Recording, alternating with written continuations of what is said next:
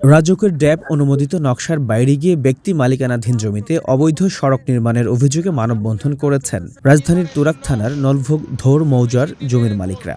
মঙ্গলবার রাজধানীর Uttara press club খালপাড় এলাকায় আয়োজিত মানববন্ধনে তারা জানান, ডিএনসিসির কোনো অনুমোদন ছাড়াই প্রায় ৮০ মিটার রাস্তা নির্মাণের চেষ্টা চলছে। জমি অধিগ্রহণ ও ক্ষতিপূরণ ছাড়াই এই কাজ বেআইনি দাবি করে ভুক্তভোগীরা ঢাকা সিএমএম কোর্টে মামলা করেছেন এবং ন্যায় বিচার দাবি করেছেন।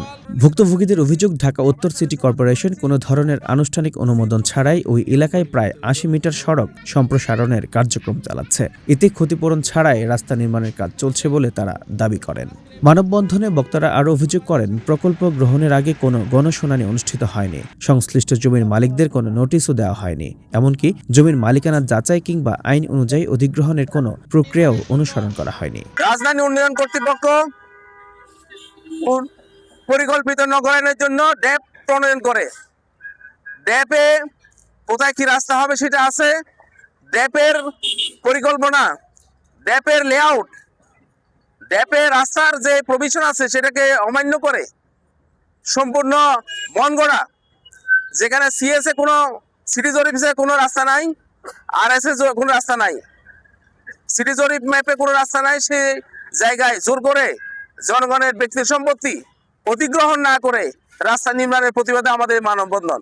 সম্মানিত উপস্থিতি, আপনারা জানেন, যদি কিছু করতে হয় সিটি কর্পোরেশন গণশুনানি করে সংশ্লিষ্ট জমির মালিকদেরকে আহ্বান করে তাদের মতামত নেয়।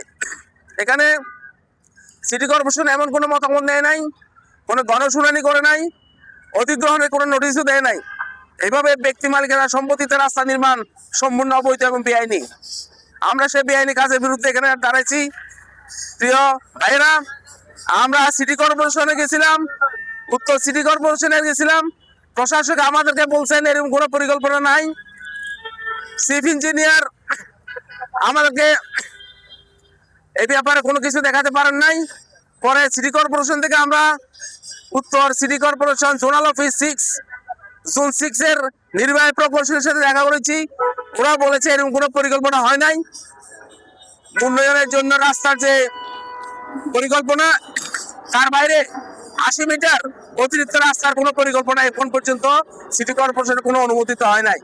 সম্পূর্ণ অনুমোদন বাদ দিয়ে ৮০ কিলোমিটার অতিরিক্ত রাস্তা সরকারি টাকা আত্মসাতের জন্য পরিকল্পিতভাবে একটি চক্র এই কাজ করতেছে।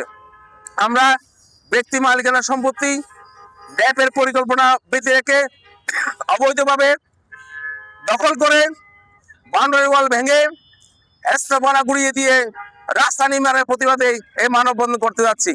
প্রিয় সাংবাদিক বন্ধুগণ, আপনাদের মাধ্যমে সারা দেশবাসীকে আমরা এই আহ্বান জানাই, যাতে উন্নয়ন পরিকল্পিত হোক, সকল উন্নয়ন আমরা সহযোগিতা করব। জনগণ হিসেবে আমরা আধুনিক পরিকল্পিত নগরায়নের জন্য আমরা সার্বিক সহযোগিতা করব।